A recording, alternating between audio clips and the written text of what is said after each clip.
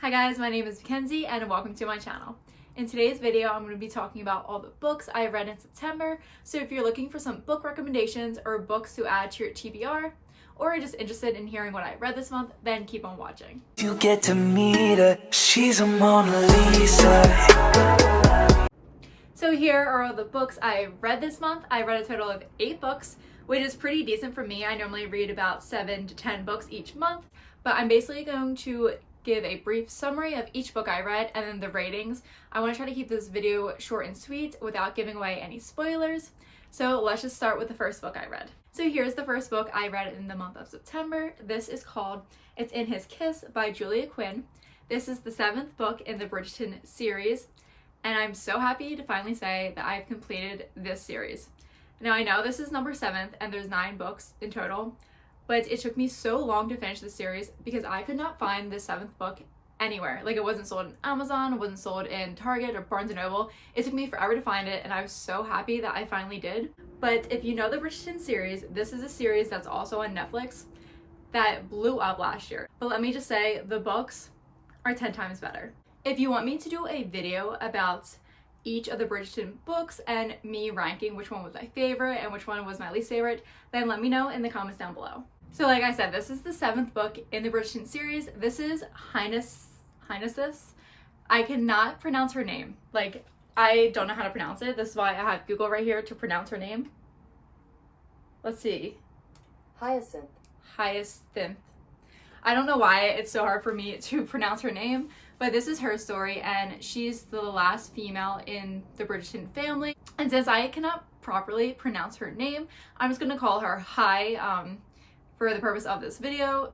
Hi reads the Lady Danbury every Tuesday, and one day they go to the Smiths Musicale where Hi meets Lady Danbury's grandson, who is Gareth St. Clair, and he is actually the hero of the story. Hi and Gareth have met before, and they've always had like good conversations, but the only problem is he's a rake, which basically means he's a player.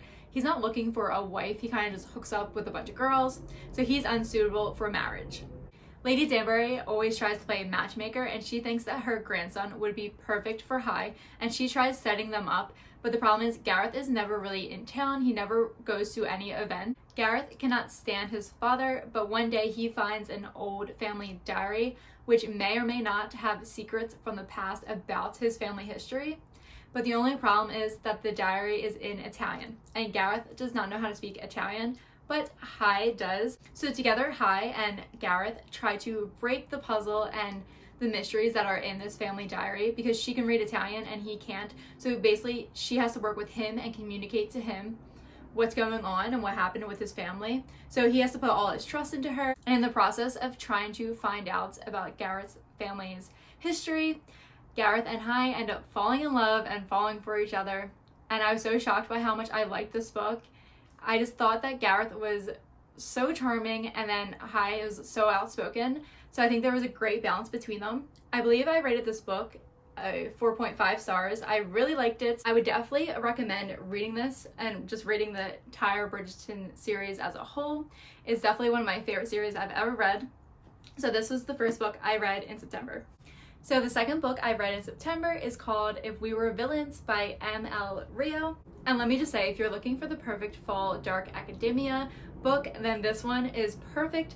A lot of people say that this is similar to The Secret History, which I haven't read yet. That's on my TBR list for October, but a lot of people say it's pretty similar. So If We Were Villains opens up with our main character, Oliver Marks, who is being released from jail, and he's greeted by the detective who put him in there.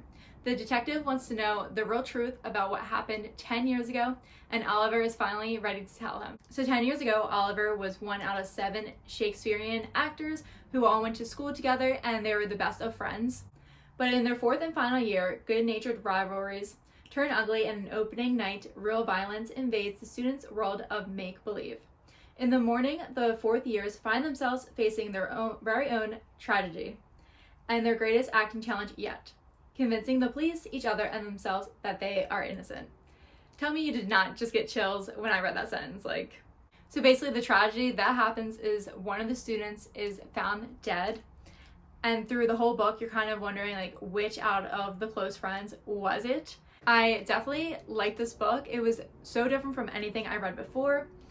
My only problem is I didn't really know much about Shakespeare's plays or his background, so I did find myself doing a lot of research trying to figure out the characters and how they related to the actual characters in the book. But I did like it. And the only other issue too is that I felt like the murderer was kind of predictable in the end. I was like, okay, like kind of saw that one coming. I did still enjoy it. At first I rated it at 3.5, but then I was like, wait, no, I definitely have to give this book a 4 stars just because it was so unique to anything I've read before. But this is definitely the perfect book to read for the fall, and I would highly recommend it. So the next book I decided to read is called The Atlas 6. I saw this book all over TikTok, so I knew I had to pick it up and read it. It is a fantasy book and definitely also gives dark academia vibes, and I think it would be another great book for the fall time. So this book is about the Alexandrian Society, which is a place that offers life of power and wealth to those who have special talents. And it is a place where only 6 candidates are recruited, and they have to go through initiation. When the candidates are recruited by the mysterious Atlas, they are told they have 1 year to qualify for initiation. 5, they are told, will be initiated. 1 will be eliminated. So they basically have to choose among the 6 which one should be eliminated. So which one basically has the most like weak powers among them, or the one that might threaten the whole group. So this whole time is kind of conflict of which character they should eliminate. Which candidate does not deserve to be there. And I'm not gonna lie, I was kind of disappointed by this book. I know this one has very high ratings, but I'm not a huge fan of fantasy. That's just me. I don't really read fantasy that much. This is probably the first fantasy book I read this whole year, so just take my opinion with like a grain of salt. My problem was, since I don't read a lot of fantasy books, I was confused and lost a lot during the book. I felt at times like I didn't understand what was going on with like the terms they used, but that's just my personal opinion. I believe I rated this only 3 stars. Please do not hate me, please do not come at me, but it just wasn't the type of book for me. My only other issue is with the characters in the book. Some of them were presented a lot more than others. That might be because there's going to be a second book. Will I read it? I don't know. This book took me a while to read, and I really loved the beginning of it, but towards the end I just got bored and I wasn't obsessed with the characters in the story. But if you like fantasy books, then I definitely would recommend. This book just wasn't for me. So after finishing If We Were Villains and Atlas 6, I decided I needed something a little bit lighter, and instead of going to another dark academia book, I decided to read one last summer book. And that was It Happened One Summer by Tessa Bailey. I've also seen this book all over TikTok. Like every time I would scroll my For You page, this book was popping up. Everyone was like, this book is so spicy, you have to read it. So I was like, okay, I'm gonna read it. This book follows 2 main characters. The first one is Piper. She is a fashion influencer who lives in LA, and she's kind of known as a wild child, and the paparazzi always follows her around. One night, she kind of goes overboard, and she throws a huge, crazy party on this hotel roof, and she actually breaks into the hotel. When her stepfather finds out, he says, that's it, enough is enough. And he decides to send her away to Westport, which is where Piper grew up. Westport is in Washington. It's a very small town, and that is where Piper ends up meeting Brendan. Brendan is totally opposite from Piper. He is a fisherman, and he's actually the captain of a ship, and they go crabbing. It's basically like that show, I think it was called Deadliest Catch. That's kind of like who he reminds me of, like watching that show where they basically are risking their lives to catch all these crabs. When Brendan meets Piper, he immediately hates her. I mean, at first he thinks she's like so pretty and so hot, but he just like hates her. He's like, oh, this girl is just like an influencer. What is she doing here in Westport? Like, she doesn't belong here. Even though they are opposites, Piper and Brendan have this undeniable attraction to each other that they can't deny. Soon, Piper and Brendan end up falling for each other, but Piper struggles because LA is literally calling her name. She loves being an influencer. It's been her whole life, and that's what she loves doing.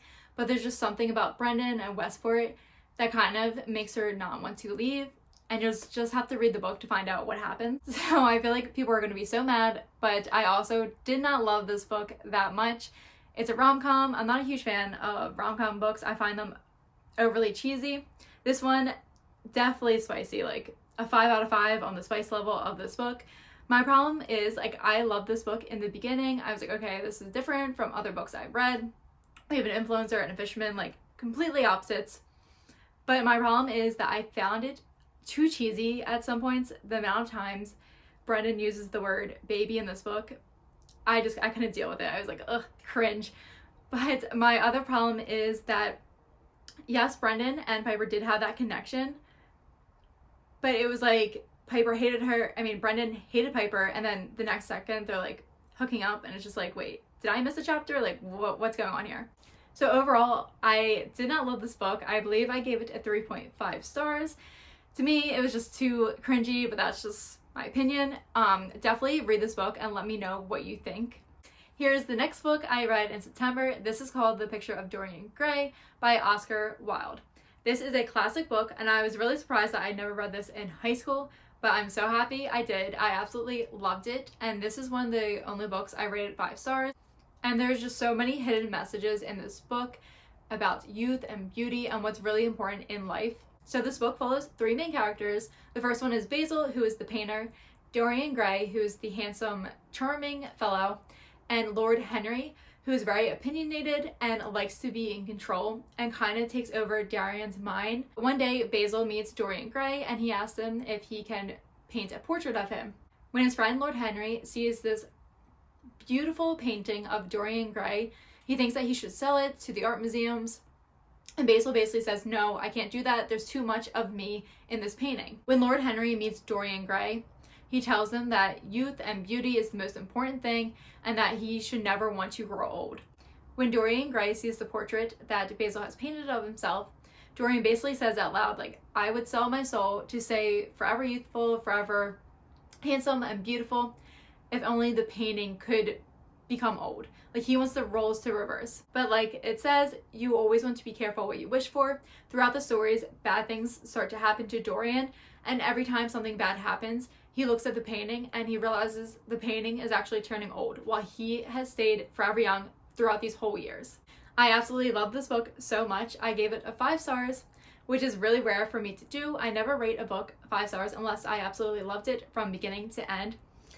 And I truly love this book. The ending tore at my heart.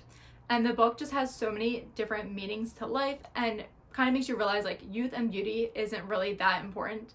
There's other things far more important in life. Definitely gives dark academia vibes, and I think this would also be a great book to read for the fall.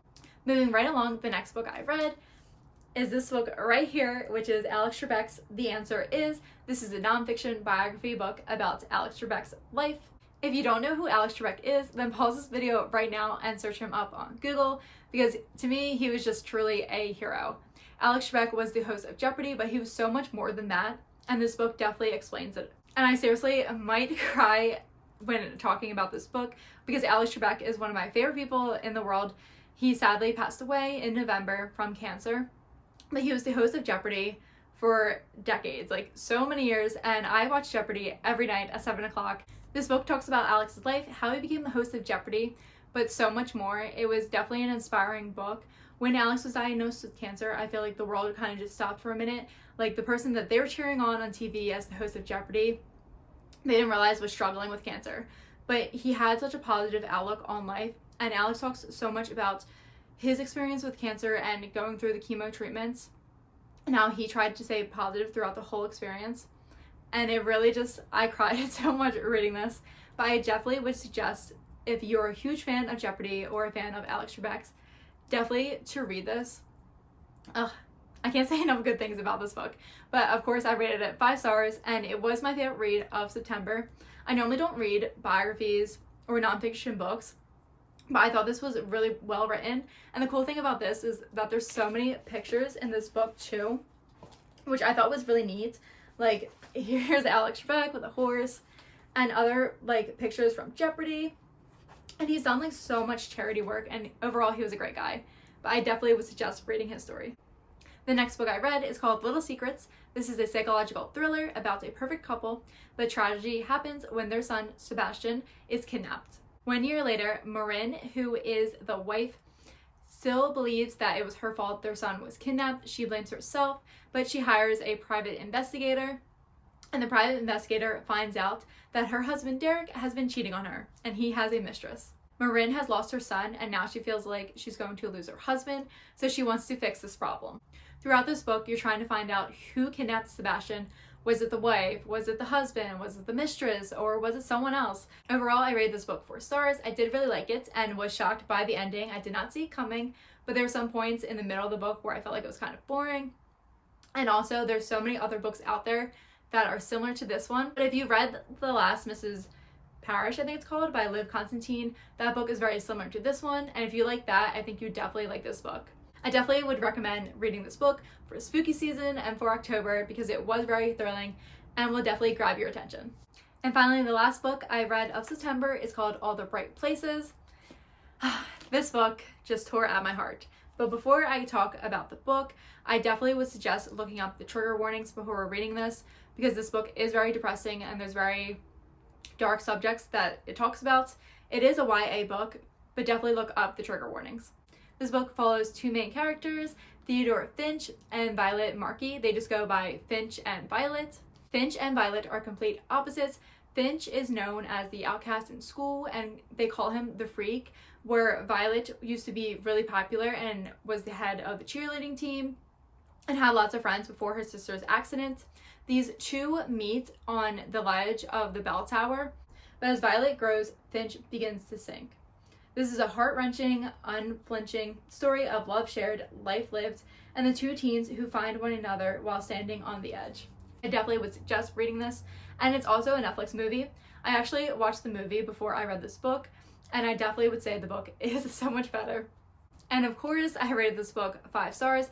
Any book that makes me cry, like, automatically gets a 5 stars for me, but I would highly suggest reading it. It definitely highlights the importance of mental health, and I just thought it was beautiful. So that concludes the end of this video and all the books I read in the month of September. It definitely was a great month of reading. Be sure to give this video a thumbs up and leave a comment down below letting me know other book videos you want me to see, whether that be a fall book recommendation video or a book about the Bridgerton series. Definitely let me know in the comments down below.